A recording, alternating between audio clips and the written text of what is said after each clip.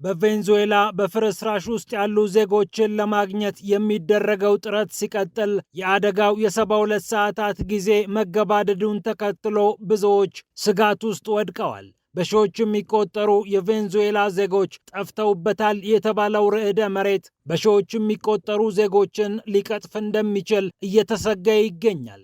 የቬንዙዌላዋ ፕሬዝዳንት ዴልሲ ሮድሪገዝ ግን ግድ የለም ተስፋ አለ እያሉ ነው።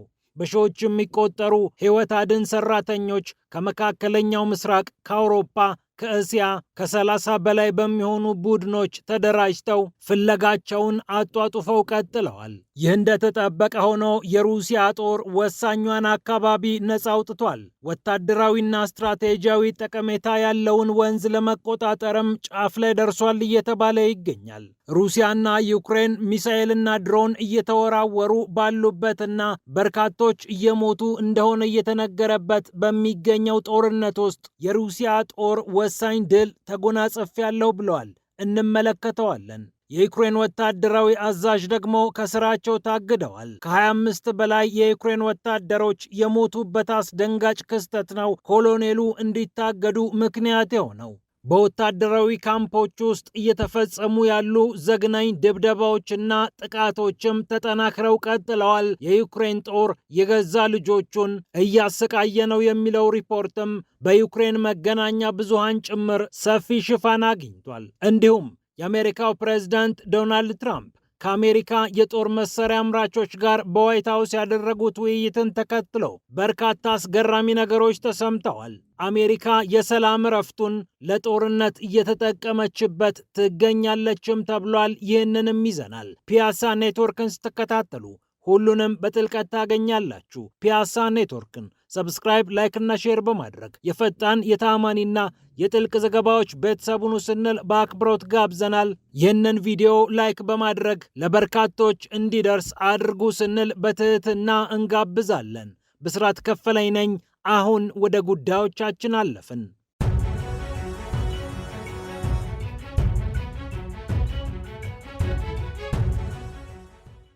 920 ሰዎች እስካሁን ሞተዋል። በ72 ሰዓታት ውስጥ በርካቶች መገኘት ነበረባቸው። አሁንም 51 ሺህ የሚሆኑ የቬንዙዌላ ዜጎች የገቡበት አልታወቀም። ረቡዕ ዕለት ቬንዙዌላን ያንቀጠቀጠው ርዕደ መሬት በሺዎች የሚቆጠሩ ሰዎችን የሚቀጥፍበት ዕድል እየሰፋ መጥቷል። አደጋው ከደረሰ በኋላ የ72 ሰዓታት ጊዜው እየተጠናቀቀ ነውና ብዙዎች ይሞታሉ የሚል ስጋት አንዣቧል። 51 ሺና ከዚያ በላይ የሚሆኑ ዜጎች ስለ መጥፋታቸው ተነግሯል። በህንፃው ፍርስራሽ ውስጥ 172 ሰዎች እንደሚገኙ አረጋግጠናል የሚሉት ፕሬዝዳንቷ አሁንም ባለን ጊዜ ሕይወት ልናተርፍ እንችላለን እያሉ ይገኛሉ።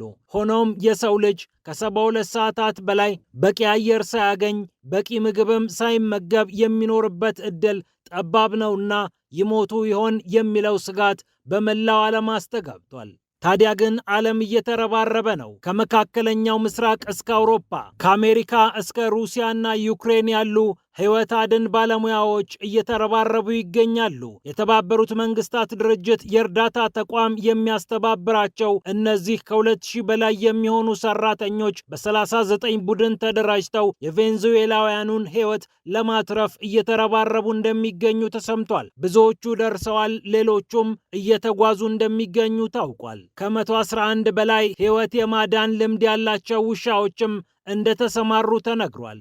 ሩሲያና ዩክሬን ከዛኛው ግንባር ወጥተው ሕይወት ወደ ማዳኑ ተግባር በጋራ መዝመታቸው ለብዙዎች እንደ መልካም ነገር ተቆጥሯል።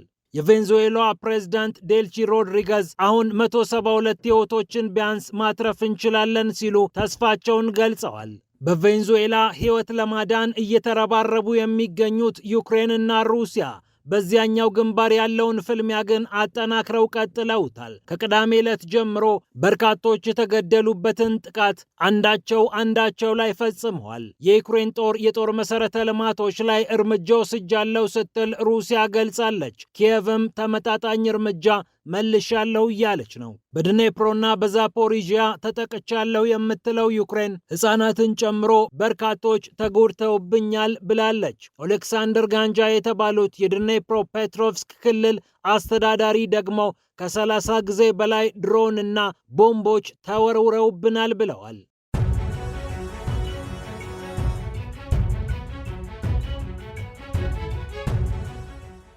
ይህ እንደተጠበቀ ሆኖ የሩሲያ ጦር በድኔፕሮፔትሮቭስክ ኖቮስክሎቭታዬ የተባለችውን አካባቢ ነፃ አውጥቻለሁ ብሏል። አካባቢዋን መቆጣጠሬ በጋቹር ወንዝ ምዕራብ አቅጣጫ ስትራቴጂያዊ ጠቀሜታ ያለውን ስፍራ እንዲቆጣጠር ረድቶኛል ሲልም አክለውበታል። ከ350 በላይ የሚሆኑ የዩክሬን ወታደሮችን ቮስቶክ የተባለው የጦር ክፍል እንደደመሰሰም ስፑትኒክ ዘግቧል። ዛፓድ፣ ድኔፐር፣ ሴቨር እንዲሁም ያግ የተባሉት የጦር ክፍሎች በመቶዎች የሚቆጠሩ የዩክሬን ወታደሮችን ገድለናል ብለዋል። 16 ተመሪ ቦምቦችን፣ 511 የዩክሬን ድሮኖችን እና 3 ፍላሚንጎ ረጅም ርቀት ተጓዥ ክሩዝ ሚሳኤሎችን በ24 ሰዓታት ውስጥ እንዳልነበሩ አድርገናል ሲል የሩሲያ ጦር በሰጠው መግለጫ አክሏል። ይህ እንዳለ ሆኖ በዩክሬን ወታደራዊ ካምፖች ዘግናኝ ግድያዎች ተስተውለዋል ተብሏል።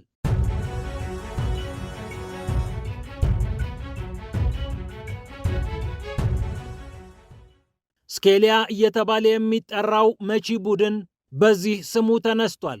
ከዚህ በፊት ስካላ አሁን ደግሞ ስኬሊያ እየተባለ የሚጠራው የጦር ክፍል ውስጥ የተሰማሩ የዩክሬን ወታደሮች ላይ ከፍተኛ ጉዳት እየደረሰ እንደሚገኝ ተሰምቷል። በተለይ አዲስ ምልምሎቹ ወታደሮች ሰለባ እንደሆኑ ተነግሯል።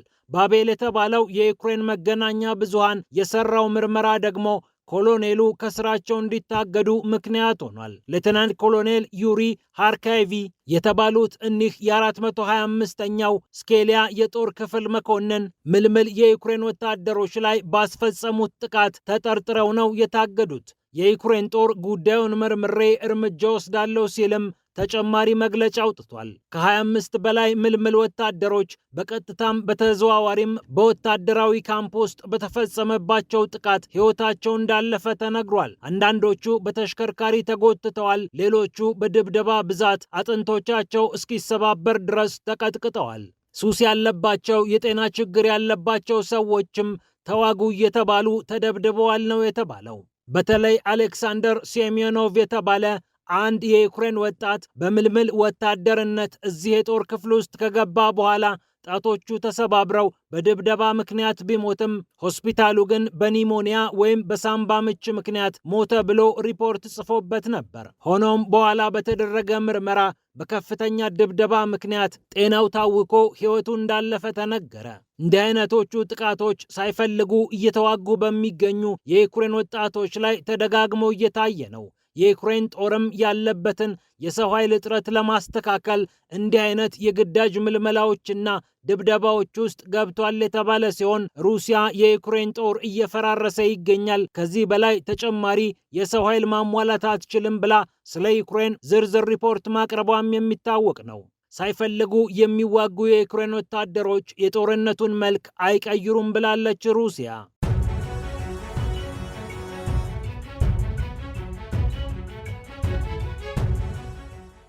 በመጨረሻም የአሜሪካው ፕሬዝዳንት ዶናልድ ትራምፕ ዋይት ሃውስ ድረስ ጠርተው የአሜሪካ የጦር መሳሪያ አምራቾችን በፍጥነት መሳሪያ አምርቱልኝ እያሏቸው ይገኛሉ። ከ20 ቢሊዮን ዶላር በላይ ለጦር መሳሪያ ተጨማሪ በጀት የጠየቁት የአሜሪካው ፕሬዝዳንት ሎኪድ ማርቲን ከተሰኘው የጦር መሳሪያ አምራች ጋር 35.3 ቢሊዮን ዶላር የሚያወጣ አዲስ ኮንትራት በፔንታገን አማካኝነት መፈራረማቸውም ይታወቃል። የ6 ዓመቱ ኮንትራት ታድ የተባሉትን የአየር መከላከያ ስርዓት ሚሳኤሎች ለማምረት እንደሚውልም ተነግሯል። ሬተን በበኩሉ 400 ሚሊዮን ዶላር አካባቢ የሚያወጣ ከአየር ወደ አየር የሚወነጨፍ ሚሳኤል እንዲያመርት ትዕዛዝ ተሰጥቶታል። አሜሪካ የሰላሙን እረፍት ለጦርነት እየተጠቀመችበት ነው ተብሏል። ከ6 ሳምንታት በላይ የቆየው የአሜሪካና የኢራን ጥቃት አሜሪካ በርካታ ሚሳኤሎችን አየር ላይ እንድታባክን አድርጓታል። ይህ ደግሞ በፍጥነት እስካልተተካ ድረስ አደጋ ያመጣልና አሜሪካ አጋጣሚውን እየተጠቀመችበት ትገኛለች። እስከ 1.5 ትሪሊዮን ዶላር ድረስ የፔንታገንን በጀት አሁን ካለው በላይ እስከ 1.5 ትሪሊዮን ዶላር አድርሱልኝ ሲሉ በሚያዝያ ወር ኮንግረሱን የጠየቁት የአሜሪካው ፕሬዝዳንት የሰላሙን ጊዜ ለጦርነት እየተጠቀሙበት ነው ተብሏል። ፒያሳ ኔትወርክን ስትከታተሉ ስለቆያችሁ ክብረት ይስጥልን ብለናል። ፒያሳ ኔትወርክን ሰብስክራይብ፣ ላይክ እና ሼር በማድረግ የፈጣን የተአማኒና የጥልቅ ዘገባዎች ቤተሰቡን ስንል በአክብሮት ጋብዘናል። ብስራት ከፈለ ነበርኩ። ሰላም ለዓለማችን።